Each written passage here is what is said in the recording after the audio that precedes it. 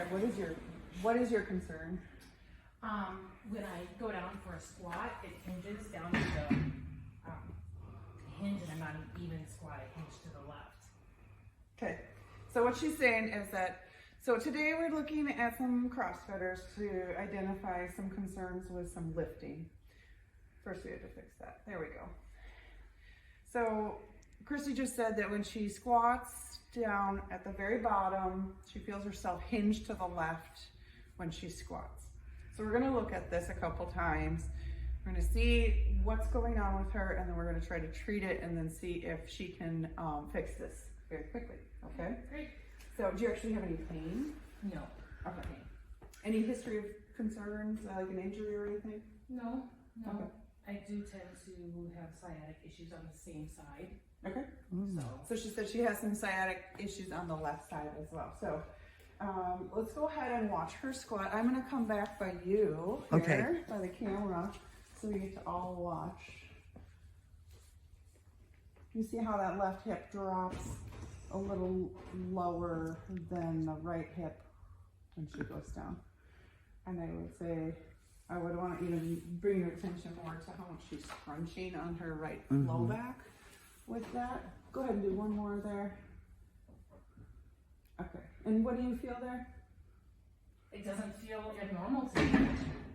I can tell that my left side drops lower, but it does not feel abnormal to me. It doesn't hurt. Okay, do you mind taking your zip off there? So we're going to take a look at breaking down some of her movements just to see if this is coming from her back, if it's coming from her hips. So I'm going to have you step back from the bar. Okay. Go ahead and place your feet together. Okay. And go ahead and bend forward and touch your toes. Okay. So when we look at her here and here, she looks fairly even when she does that. So I'm not concerned about a huge difference in glute length or low back flexibility in that position. Does that feel good? Yeah, feels great. Okay. Go ahead and come back up. Go ahead and reach your arms up in the air. Feet back together again. Thank you. And then go ahead and bend backwards for me. Or just again, just looking to see if there's any wonky movements here. Go ahead and come back to neutral. Good. Can you bring your arms off to the sides like so? And then just turn. Good. And then go ahead and turn the other way. I'm just looking for any abnormal movements here.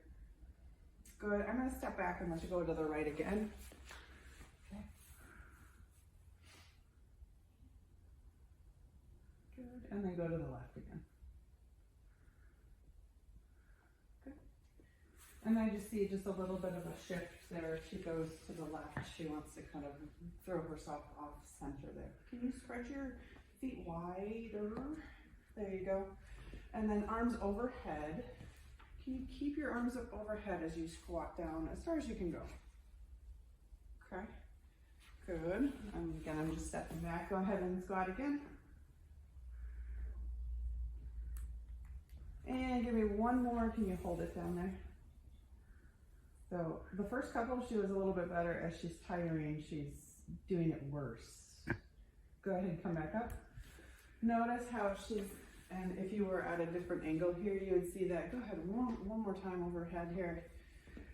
What I'd like to see is that she can actually keep her arms up overhead and see how far forward she is there. Go ahead and come back up.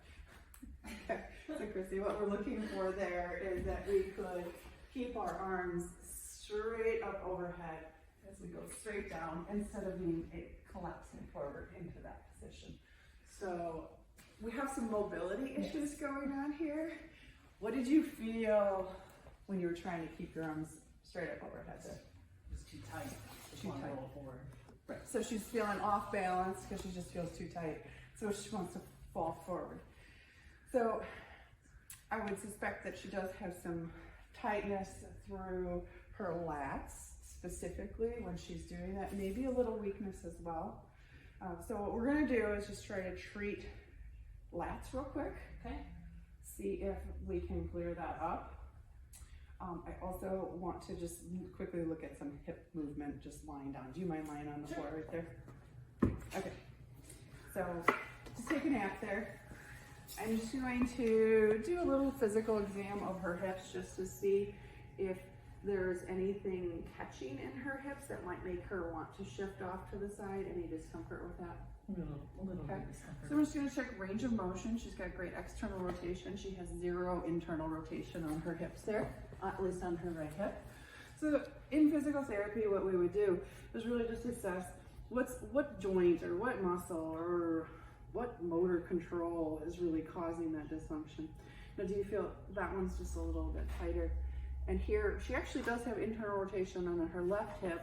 If you were to compare from an angle like such as that way or that way, you could see that she has really great external rotation here, no internal rotation right hip. Tight external rotation on the left hip and great internal rotation on the on the left hip. So we've got an imbalance. So as she's squatting down, it's gonna really show up. So we're gonna remember that. What did we say? We have poor internal rotation on the right, and poor external rotation on the left. Okay, so you're gonna remember that. Yes. Okay, because that's important to remember that External. you have an obvious difference, and so when you're stretching, you're going to spend a little bit more time on one versus the other, Okay. and maybe not have them equal stretch time. Okay. All right. Go ahead and let's go into a little bit of a stretch for that first, Okay. just to see if we can address it with just hip mobility, and then we can get into your left. Overhead. This might not be a day fix with her because she's a little messed up. She's got a little tightness up here, and she's got a little stiffness in through the hips as well. And remember, she said she has some sciatica issues on the left side, so that hip external rotation would indicate maybe a little bit of piriformis tightness as well in that position. Okay, so first, for homework, what I want you to work on more regularly is you could do your pigeon pose if you really wanted to, or you can do your figure 4 stretch where you just bring that up. And your goal with this elbow here is just going to be to just push that up. Okay. You can rest your head because you're going to stay here for a little while. Okay. And I just want you to breathe and relax into that. And if you can't do that, you can use a strap or whatever else. So the difference between the pigeon pose and the figure 4 is that when you're in the pigeon pose, and I'll just describe that because I mentioned it as an option, is that this hip is an extension while I'm in external rotation on this hip. If I am folding into that a little bit more here, then I'm getting a little bit closer to this hip flex position. But this is a little easier to hold for a longer period of time too. So like you could put your foot up on a wall and just kind of take a little, you feel the big difference in that. a little siesta as you bring that a little closer. Okay, so I'm just pushing her a little deeper into that lovely discomfort there. Okay, go ahead and flip onto your stomach. Okay. Right hip did not have very good what? External. Internal rotation. Okay, so if we were to look at that in this prone position, which is the hip is extended, we can see that her whole body wants to crank right away. And you can see that shearing through her back there as well. If we are on this side, we can see, I can get a little bit further and I see a lot less movement through her back as compared to that moves right away. See her whole body shove. So every time she tries to move her right hip into internal rotation, she's just, and then causing that sciatica. So here, I'm just gonna stretch this a little bit, but I'll show you again what to do at home. So internal rotation is just a harder way to get a stretch, but we'll get you some ideas there. Great. So again, we're looking to see that we balance out that wonky squat with just a couple little stretches. How you doing with that? This feels great. So this is another example of earlier someone asked about what is manual therapy? What does that mean? Does that mean massage? Well, technically I'm doing a little bit of soft tissue work in her glute and her piriformis